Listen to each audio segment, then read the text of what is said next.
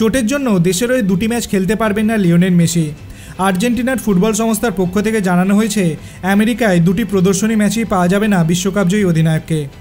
আগামী 22শে মার্চ এবং 26শে মার্চ দুটি প্রদর্শনী ম্যাচ খেলার কথা রয়েছে আর্জেন্টিনার। এল সালভাদর এবং কোস্টারিকার বিরুদ্ধে খেলার কথা রয়েছে তিনবারের চ্যাম্পিয়নদের। এই দুটি ম্যাচেই দেশের হয়ে খেলতে পারবেন না মেসি, তার হ্যামস্ট্রিংয়ে চোট রয়েছে।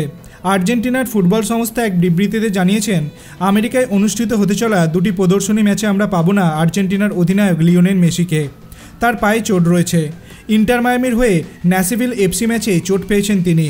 মেসির চোট অবশ্য গুরুতর নয়। ইন্টার মায়ামি কর্তৃপক্ষ জানিয়েছেন 2 সপ্তাহ বিশ্রাম নিলেই মাঠে ফেরার মতো জায়গায় চলে আসবেন মেসি। অতিরিক্ত ধকলের কারণে সামান্য চোট লেগেছে বলে মনে করা হচ্ছে। শুধু দেশের হয়ে নয়, ক্লাবের হয়ে পরে দুটি ম্যাচ খেলতে পারবেন না মেসি। আপনার কি মনে হয়, যেহেতু মেসি আমেরিকায় এই দুটি ম্যাচ খেলতে পারবেন না, এটা কি আর্জেন্টিনার দলের খুব বড় ক্ষতি হয়ে গেল? আপনার অভিমত আপনি কমেন্ট সেকশনে জানাতে পারেন। আপনি মেসির কত বড় ফ্যান সেটাও আপনি কমেন্ট সেকশনে জানাতে পারেন। ভিডিওটি ভালো লাগলে লাইক করবেন, চ্যানেলটিকে সাবস্ক্রাইব করতে ভুলবেন না। ধন্যবাদ।